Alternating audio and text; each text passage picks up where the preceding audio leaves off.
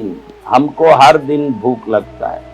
15 दिन में एक बार भूख लगे वो देवता है, देवता को 15 दिन में एक बार भूख लगता है। आप लोग पंचांग देखोगे तो पंचांग में पौर्णिमा और अमावस्या के बाद के दिन के पास इष्टि लिखा होगा। इष्टि आज भी कई पंचांगों में लिखे भी होते हैं, कई पंचांगों में नहीं लिखे होते हैं। और अच्छी तिथि को बताने वाले अच्छे कैलेंडरों में ये जो पूर्णिमा और अमावस्या के बाद इष्टि लिखा होता है। इष्टि जिस दिन लिखा है, पूर्णिमा का अगले दिन, अमावस्या का अगले दिन, ये देवताओं को भूख लगने वाला दिन है। देव भोग को पूर्ण रूप से उस दिन, वैसे तो रोज देते हैं हम, रोज देव पूजा नैवेद्य आराधना करते हैं, लेकिन कहते हैं कि मनुष्य को रोज भूख लगता है, देवताओं को 15 दिन में एक बार भूख लगता है, और पितृओं को महीने में एक दिन अमावस्या के दिन भूख लगता है। इसलिए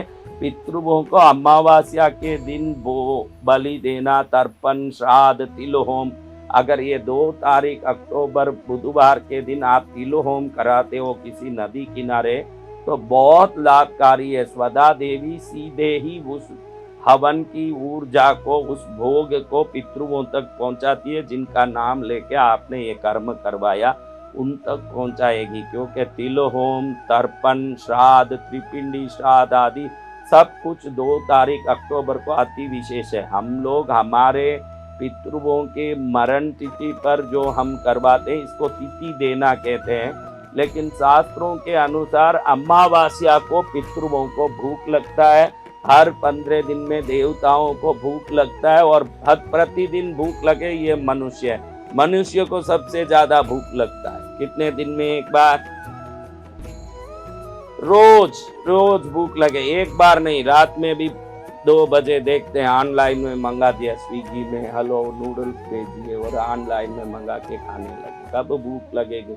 देवताओं को 15 दिन में एक बार भूख लगता है और पितरों को महीने में एक बार भूख लगता है। ये अगर ध्यान रख के हर महीने में एक बार भूख लगने वाले पितरों को महीने महीने अमावस्या को तर्पण अपने हाथ से ही कर सकते हैं। बहुत सरल क्रिया है।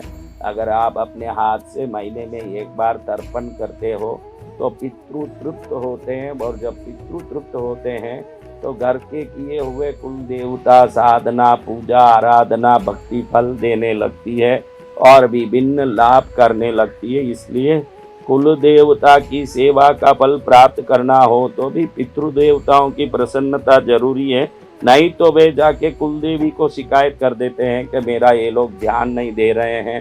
तब कुलदेवी नाराज हो जाती है तो हमारे पूजा का फल देती नहीं है, क्योंकि पितृ कई लंबे समय से कुलदेवी की पूजा करके उनके कृपा प्राप्त किए होते हैं।